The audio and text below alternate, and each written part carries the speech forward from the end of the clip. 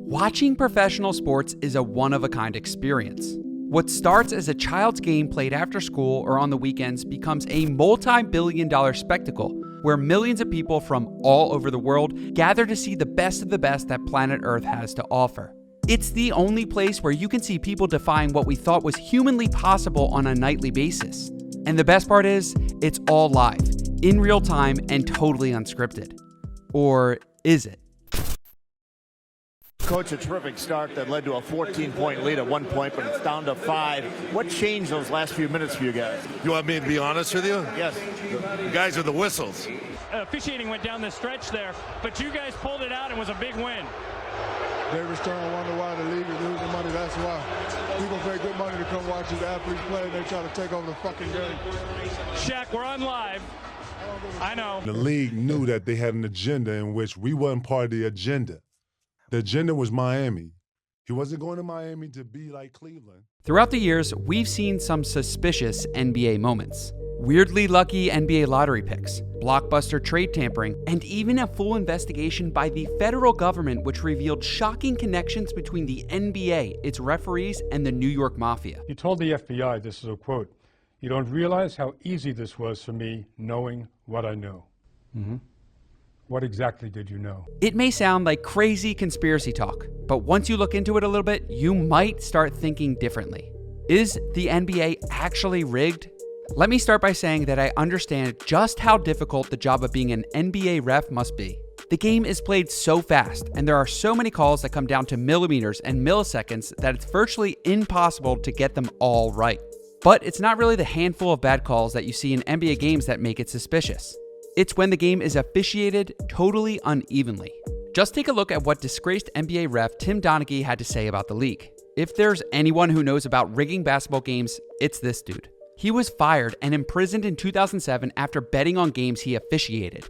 The NBA investigation found that Tim's picks were winning at an 88% success rate.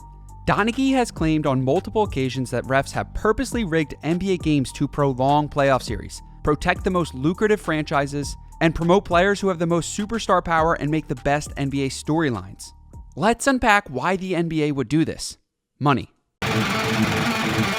Okay, now that that's done, let's peek into some of the estimated profits the NBA stands to make by doing this.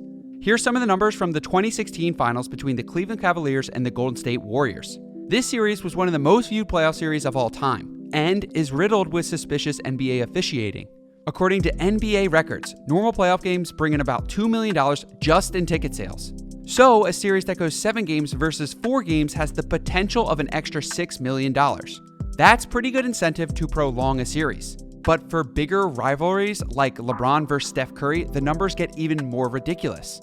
According to SeatGeek, the average ticket cost for Game 6 of the 2016 NBA Finals was $605. For Game 7, the average ticket cost was $1,136. Both games were sell-out events with nearly 20,000 fans in attendance.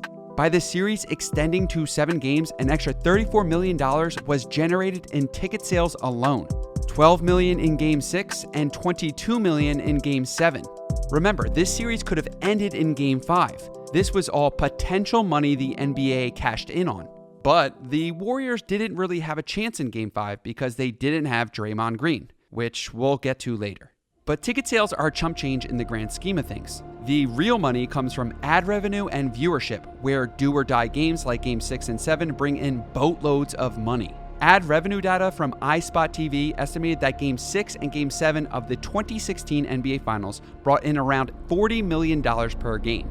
So by the series being extended, the NBA generated an extra $80 million. The NBA is a business first and foremost. It's hard to picture any successful business leaving that kind of potential money on the table if they can help it at all. So how might the NBA ensure that they produce the outcomes that they want? Well, there's a few ways that refs can manipulate an NBA game, and you can guess most of them. Fouls, travels, carries, no calls, lane violations, no lane violations. But sometimes it's less subtle, like straight-up player suspensions.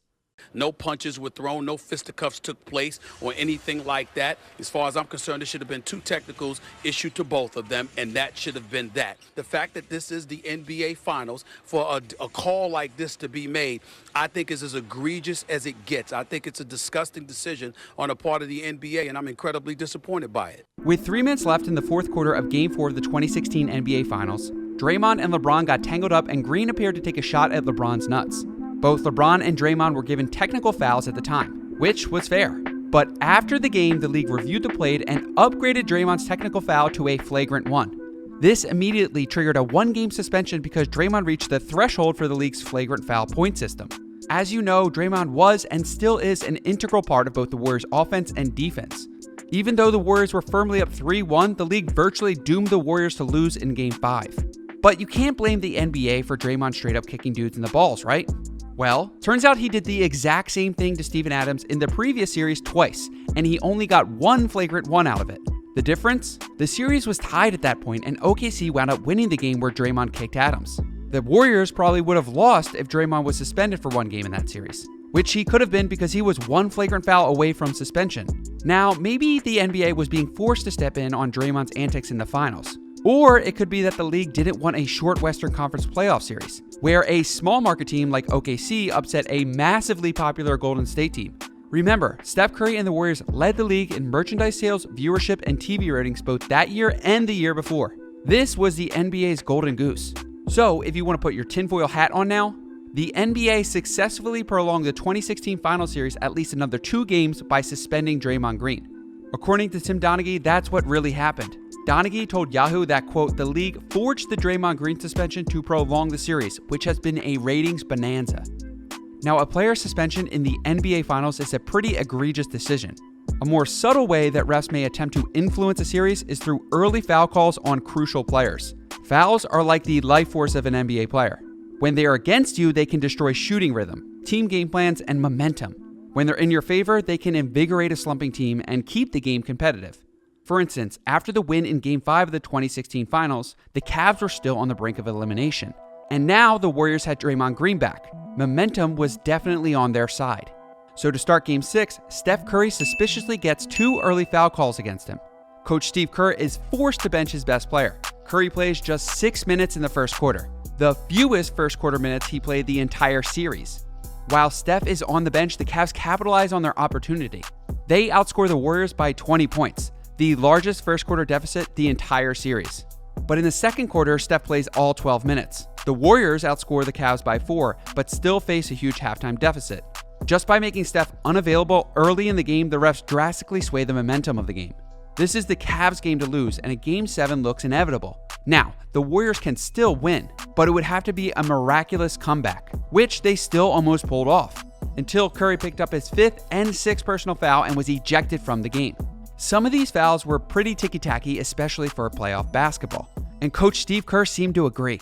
He's the MVP of the league. He gets 6 fouls called on him. 3 of them were absolutely ridiculous. He steals the ball from Kyrie clean at one point. LeBron flops on the last one. Jason Phillips falls for that for a flop. This is the MVP of the league. We're talking about these touch fouls in the NBA Finals. Which leads me to my next point, the idea of superstar treatment. Superstar treatment is nothing new to the average NBA fan. Whether it's an uncalled double dribble or travel or a blatant foul with no whistle, refs sometimes just seem to treat star players like they're John Cena. But why does that happen? Well, it could be that refs are fanboying or expecting greatness even when it doesn't happen. But it may also be that the league instructs officials to call the game differently for the players who make them the most money. A classic example of this was Dwayne Wade's performance in the 2006 Finals. Wade shot 97 free throws in 6 games, an NBA Finals record. He had 24 in the first 2 games, both losses. Then, with the series on the line, he proceeded to shoot 73 in the next 4, including 25 free throws in Game 5 and 21 in Game 6.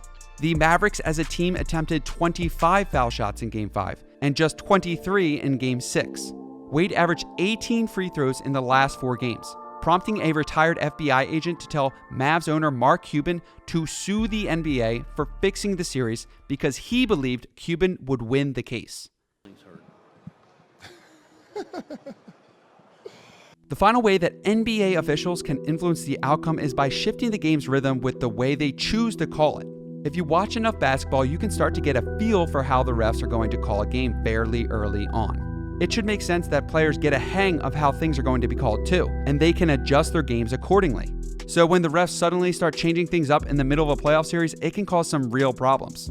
Like they did in Game 6 of the 2002 Western Conference Finals, the birth of NBA rig conspiracies. Tim Donaghy said point blank in a court case that NBA refs who were, quote, company men manipulated this game to extend the series. Later coming out and saying it was former ref Dick Bavetta, who was, quote, the NBA's go-to guy put on Game 6s to force Game 7s. Now back in 2002, Chris Webber's Kings were the best team in the NBA with a 61-21 regular season record. They destroyed the Jazz and Mavericks in the first 2 rounds of the playoffs. Unfortunately, they ran into one of the greatest duos in the history of basketball, Shaq and Kobe. Surprisingly, the Kings outplayed the Lakers and took a 3-2 series lead. Game 6 was an elimination game for the Lakers and was incredibly tight, up until the second half when the refs seemed to just lose their minds and start blowing calls left and right. They seemed to be calling everything for and nothing against the Lakers, prompting longtime Kings play-by-play announcer to call it the worst officiated game in NBA history. Even former presidential candidate Ralph Nader called for a formal investigation. In the second half alone, the Kings received 23 foul calls against them. Meanwhile, the Lakers received just 12. Every time the Kings were close to pulling away, their momentum was shut down. And when the Lakers struggled, they were bailed out with preferential calls. Both Vlade Divac and Scott Pollard fouled out of the game. If the Lakers three-peat was what the NBA was going for, they got what they wanted. LA ended up winning Game 6 and Game 7. They went on to win the championship, and the Kings never really recovered. It's truly difficult to say whether or not the NBA rigs their games. On one hand, there's really only so much NBA refs could potentially do without being so blatant that they end up in federal prison like Tim Donaghy, who, by the way, might be an expert on fixing games, but he's also proven to be dishonest and willing to commit crimes for money in the past, so he may not be the most trustworthy source of info. On the other hand, there are some really suspicious moments you can point to that lead you to believe that they're trying to promote superstars, force long playoff game series, and get the most lucrative matchups that they can. What do you guys think? Have I convinced you that the NBA is rigged? Or does this all simply come down to the refs being human? Let me know in the comments below.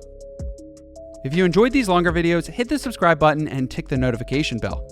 I have a ton of awesome content coming out, and I always tailor my videos for the Henry Hoops audience. So if you don't want to miss out, hit the subscribe button. Peace!